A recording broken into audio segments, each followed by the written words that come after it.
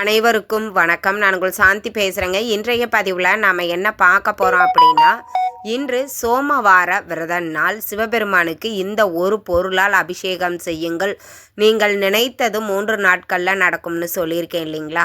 அப்படி என்ன ஒரு பொருளால் நம்ம அபிஷேகம் செய்யணும் அப்படிங்கிறத பற்றி இந்த பதிவில் நாம் தெளிவாக பார்க்க போகிறோம். வாங்க வீடியோக்குள்ளே போகலாம். பொதுவாக கார்த்திகை மாதம் அப்படின்னாலே இறை வழிபாட்டிற்குரிய ஒரு மாதம் அப்படின்னு அனைவருக்குமே தெரியும்.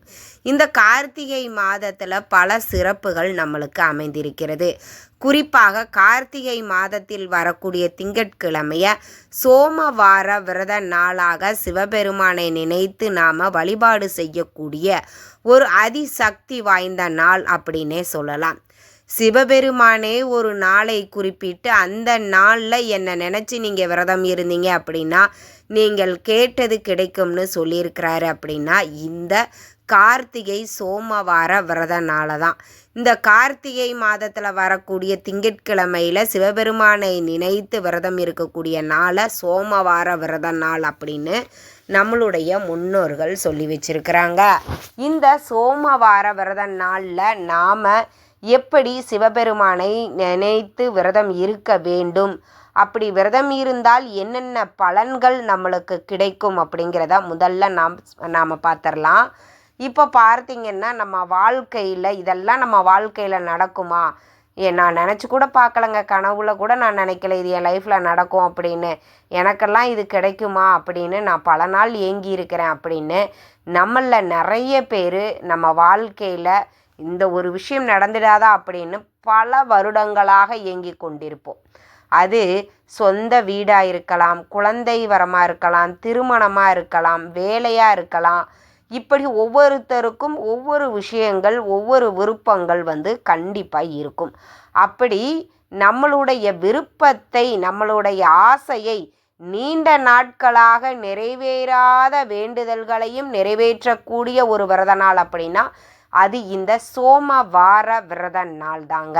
இந்த கார்த்திகை மாதத்தில் குறிப்பாக 4 திங்கட்கிழமை நம்மளுக்கு வருதும்.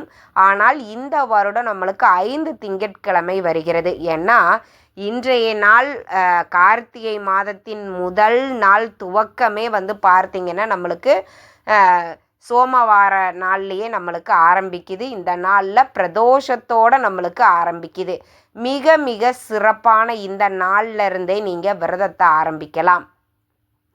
சரிங்கம்மா, நாங்கள் விரதத்தை ஆரம்பிக்கிறோம். ஆனால் இந்த விரதத்தை எப்படி இருக்கணும் அப்படின்னா, ஒவ்வொரு வார திங்கட்கிழமையும், அதாவது கார்த்திகை மாதத்தில் வரக்கூடிய 5 திங்கட்கிழமையும் காலையில் எழுந்திரிச்சு குளிச்சுட்டு உங்கள் வீட்டில் சிவபெருமானினுடைய திருவுருவப்படம் பெரும்பாலும் நாம் வச்சிருக்க மாட்டோம். ஆனால் சிவலிங்கம் இருக்கும், ருத்ராட்சம் இருக்கும். இப்படி உங்ககிட்ட என்ன இருக்குதோ அதில் அபிஷேகம் செய்வது அப்படிங்கிறது அன்றைய தினம் மிக மிக மிக சிறப்பான பலன்களை உங்களுக்கு கொடுக்கும். அப்படி நீங்கள் அபிஷேகங்கள் செய்து தீபம் ஏற்றி வச்சு வில்வ இலைகளால் அர்ச்சனை செய்து ஒரு டம்ளர் பாலாவது நெய்வேத்தியம் வச்சு காலையிலேயே உங்கள் விரதத்தை நீங்கள் ஆரம்பிச்சிடணும்.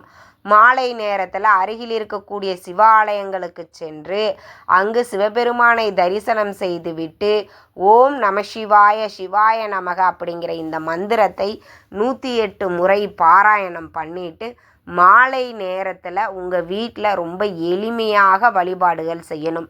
ஓம் நமோ நாராயணாய நமக அப்படின்னு நம்மளுக்கு இன்றைய தினம் இந்த விஷ்ணுபதி புண்ணிய கால நேரத்தில் இந்த ஒரு மந்திரத்தை சொல்லியிருக்கிறேன். ஆனால் இது காலையில் மட்டும்தான். மாலை நேரத்தில் ஓம் நம சிவாய சிவாய நமக அப்படிங்கிற இந்த மந்திரத்தை 108 முறை பாராயணம் பண்ணுங்க. வில்வ இலைகளால் அர்ச்சனை செய்து நீங்கள் இந்த ஒரு பொருளால் கண்டிப்பாக அபிஷேகம் செய்தே ஆக வேண்டும். இந்த கார்த்திகை மாதத்தின் ஒவ்வொரு திங்கட்கிழமையும் இந்த ஒரு பொருளால் சிவபெருமானுக்கு நீங்கள் அபிஷேகம் செய்து வழிபட்டீங்க அப்படின்னா நீங்கள் நினைத்தது 3 நாட்கள்லையே உங்களுக்கு நடந்தே தீரும். அப்படி என்ன நம்ம ஒரு பொருளால் அபிஷேகம் செய்யணும்னா, நம்மக்கிட்ட சங்கு இருக்கும் இல்லையா? எல்லாத்துக்கிட்டையுமே வலம்புரி சங்கு அப்படிங்கிறது இருக்கும்.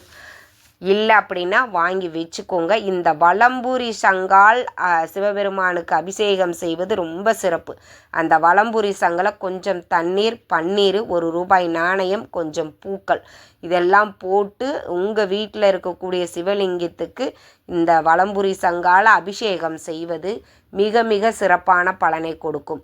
இந்த வலம்புரி சங்கால் நம்மளுக்கு அபிஷேகம் செய்வது பல வேள்விகளும் யாகங்களும் செய்த பலன் நம்மளுக்கு கிடைக்கும் அப்படிங்கிறது ஐதீகம்.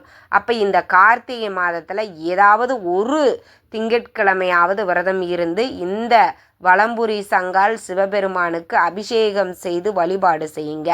அதே மாதிரி உங்கள் வீட்டிற்கு அருகில் இருக்கக்கூடிய சிவாலயங்களில் பார்த்தீங்கன்னா கண்டிப்பாக இந்த சங்காபிஷேகம் அப்படிங்கிறது சிவபெருமானுக்கு நடைபெறும். அதுலேயும் நீங்கள் கலந்து கொண்டு சிவபெருமானை நீங்கள் வழிபாடுகள் செய்யலாம். உங்கள் கையால் உங்கள் வீட்டில் இருக்கக்கூடிய சிவலிங்கம், ஆமாம் எங்கள் வீட்டில் சிவலிங்கம் எல்லாம் கிடையாது, குடும்பத்தோட படமாக தான் வச்சுருக்கோம், ருத்ராட்சம் இருக்குது அப்படின்னா அந்த ருத்ராட்சத்துக்கு அபிஷேகம் செய்யுங்க. எந்த ஒரு தவறுமே கிடையாது. இந்த சங்காபிஷேகம் செய்வது அப்படிங்கிறது ரொம்ப ரொம்ப சிறப்பு. கார்த்திகை மாதத்தில் வரக்கூடிய திங்கட்கிழமையில் ஏதாவது ஒரு திங்கட்கிழமை குறிப்பிட்டு நாம் சொல்லணும்னா கார்த்திகை மாதத்தின் முதல் திங்கட்கிழமை விரதம் இருங்க. அம்மா இந்த பதிவை நாங்கள் ரொம்ப லேட்டாக தான் பார்க்குறோம், இன்றைக்கி 2வது வாரம் ஆகிப்போச்சு, 3வது வாரம் ஆகிப்போச்சு அப்படிங்கிறவங்க கடைசி வாரத்தில் வரக்கூடிய, ஏன்னா கார்த்திகை மாதத்தின் முடிய போகிற நாளும் பார்த்திங்கன்னா சோமவார நாளில் தான் நம்மளுக்கு நிறைவு பெறுகிறது. அப்போ அந்த நாளில் நீங்கள் விரதம் இருந்து இந்த சங்காபிஷேகம் செய்து சிவபெருமானை நீங்கள் தாராளமாக வழிபாடு செய்யுங்க. வாழ்க்கையில் நீங்கள் என்ன நினச்சாலும் சிவபெருமான் கொடுப்பார்.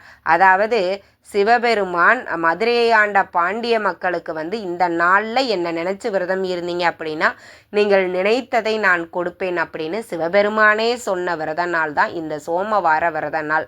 அப்போ எந்த அளவுக்கு ரொம்பவே சக்தி வாய்ந்தது அப்படிங்கிறத நீங்களே முடிவு பண்ணிக்கோங்க. இதில் முருகப்பெருமானையும் இந்த கார்த்திகை மாதத்தில் விரதம் இருந்து நாம் வழிபாடு செய்யலாம். முருகன் வேறு சிவன் வேறு கிடையவே கிடையாது. சிவபெருமானினுடைய நெற்றி கண்ணில் இருந்து தோன்றியவர் தான் முருகப்பெருமான். ஆக முருகப்பெருமானை நினைத்தும் நீங்கள் இந்த விரதத்தை தாராளமாக செய்யலாம்.